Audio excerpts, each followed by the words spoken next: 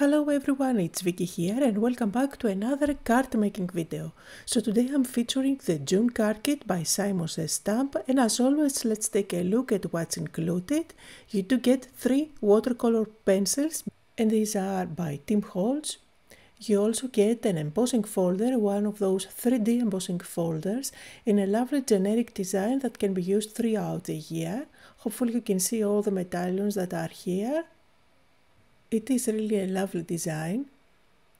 And then let me throw this away and then let's take a look at the die. Now this is a happy birthday die and you can see it is nice and big, so it makes a really good statement on top of a card, and it also gives you the outline as well. Then let's take a look at the stamp set. This kit is all about happy birthday, so you will get many stamps like sentiments and cupcakes, confetti, etc. And you also get some matching dies. Now these are going to allow you to cut out one of the cupcakes, the base and the top, as well as a couple of candles. Then you do get this specialty cardstock. Look how gorgeous that is, it's mesmerizing. And then let's take a look at the 6x6 papers. Now, as you know, I always like to focus on 6x6 papers. I know that there are many designers that work with the kit and share lots of ideas of how you can use the stamp sets. So today is no exception. I will be using many of the pattern papers from here as always. Lovely colors, pastel colors mainly. And then you get 3 colors of cardstock. So I'm going to put everything aside and let's start with the first card for today. And now for the first card I'm going to create something really simple. I will use this pattern paper with the lovely pastel rainbow colors. I'm going to cut it out to be slightly smaller than the standard card. So this is going to end up, instead of a 4 1/4 by 5 1/2, I'm going to cut it to be 4 by 5 1/4. Then I will use foam tape at the back and just place it on top of my white card base. As you can see, I have already cut out the happy birthday using the die from the kit, and I just used white cardstock for that.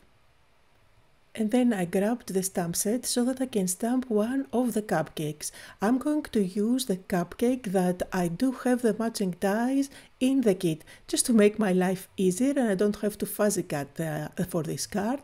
So I'm just going to stamp everything with black ink. And just because I'm planning to use my alcohol markers to add a little bit of color on the images, I went with dye ink, which I know that it's not going to smudge or smear when I use my alcohol markers. Now I'm not going to spend too much time trying to blend alcohol markers for my cupcakes. After all, I do have very pastel and light colors on my background. That's what I'm going to do for my main focal image. I'm just going to use a very light pink and just flick a little bit of color on the base of that frosting. Notice that I'm not going to color everything. I'm deliberately leaving some white space so that I don't overwhelm the image and I keep the clean and simple look that my background already has. Now I went with light pink for the frosting, and then for the bottom of the cupcake I'm just going to use light blue. Again, same technique, flicking a little bit of color starting from the bottom. So this is a really quick and simple technique to do, and it doesn't require you to have too many markers, as well as spending too much time in trying to find which colors to blend. Now you can definitely use the watercolor pencils that are included in the kit to color your images, especially for this kit since you do get them. But in this case, keep in mind that you need to use permanent black ink to stamp your images so that it doesn't smudge or smear with the water. Now I'm using foam squares at the back so that I can put together my cupcake and it is slightly raised when I stick it down on my card base. And then of course all that's left to do is to add the sentiment. I have already die cut that from white cardstock you can definitely go ahead and die cut it 2 or 3 times so that you can stick all those layers one on top of the other to make it look really dimensional.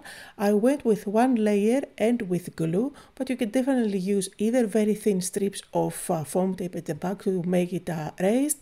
I thought that it wasn't necessary to spend all that time to do that, since I already have enough dimension. First of all, the rainbow background is raised as well as the cupcake on top. Now I'm going to finish off my card by adding some little dots. This is the Iridescent contour liner from my Create Happiness collection, and I'm just going to add some dots here and there. These are sparkling and I absolutely love the look. So here are a couple of close-up photos on the first card for today, and let's move on to the second one. And again, I'm focusing on the pattern paper, trying to show you some ideas on how you can use those. So here you can see there are some labels or tags, or whatever you call them.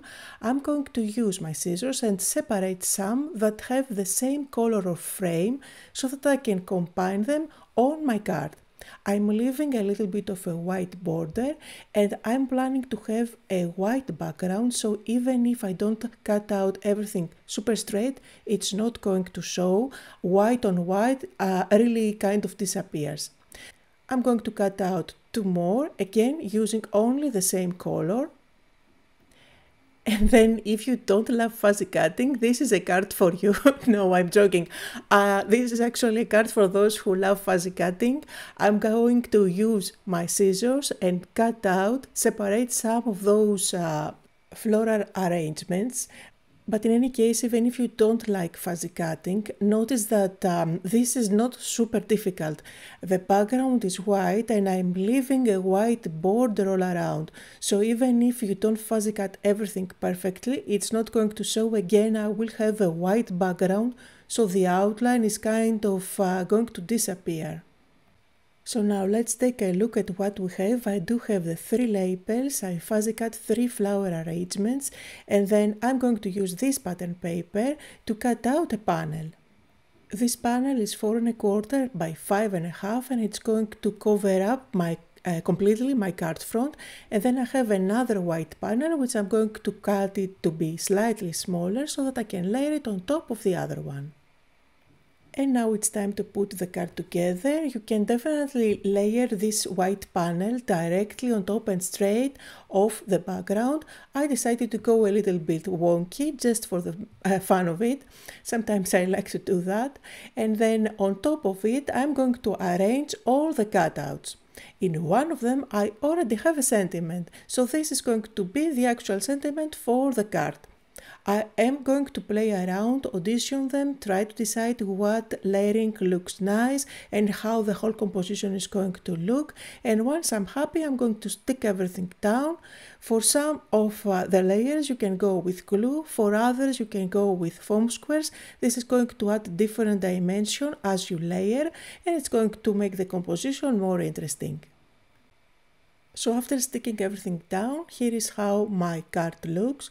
Now there are many things that you can do if you want to finish it off. You can definitely add some splatters that are going to fall on the empty areas. You can also go ahead and add some pearls, some gems. Again, I'm going with my Iridescent contour liner to add the dots. On all of my 3 cards that I'm sharing today, I will be doing the same finishing touch, since I do have the contour liner on my desk. And again, here are some close-up photos where you can see the details on this card better and all the layering. Hopefully you can tell all the different layers.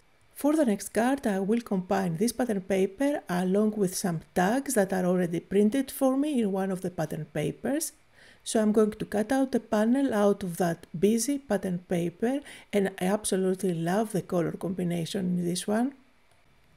And then from this pattern paper, I'm using my scissors and I'm going to separate 2 of those images. One of them already looks like a tag. For the other one, I'm going to turn it into a tag. So I have a couple of them for my final composition. Now on both of them I'm going to use my scissors and chop off the corners a little bit to make it look more like a tag, and I'm also going to bring in my crocodile and just create a little hole at the top of them. This way I will be able to later on thread some string through that hole. So from this scrap piece of paper I fuzzy cut a few leaves which I'm going to use for my final composition, and now it is time to put everything together. So on top of the pattern paper I'm sticking the white panel, and then for my two tags I am going to use some string and thread it through the holes at the top. Now you can probably hear some hammering at the background. I have a couple of builders today in the house, but I just wanted to put this video up today. So I'm just pretending that everything is nice and quiet, and I hope that you are going to do the same. So now let's put the card together. I do have foam squares at the back of those tags. I'm going to place them down, and then I will create the cluster with the fuzzy cut leaves that I have from that scrap piece of paper. I am going to use some foam squares at the back so that I can pop them on top of my composition. And then once I have those leaves up in the corner, all that's left to do is to add a sentiment. One of the tags does say love on top. However, you can bring in either any ready-made sentiments that you have. These are by SSS Stamp, or you can use the sentiments from the stamp set included in the kit. I just went with this one because it was already done, and I'm just going to stick some of those phrases along the cluster just to make it look fuller. And then as a finishing touch, just like I did with the rest of the cards, I'm going to add some dots by using my Iridescent contour liner. You can see here some close-up photos on the third card as well as the rest of the cards all together. I hope that you had fun, that you got inspired. As always, you will find links to everything I used down below in the description. Thank you all so much for joining me, and I'll see you all next time.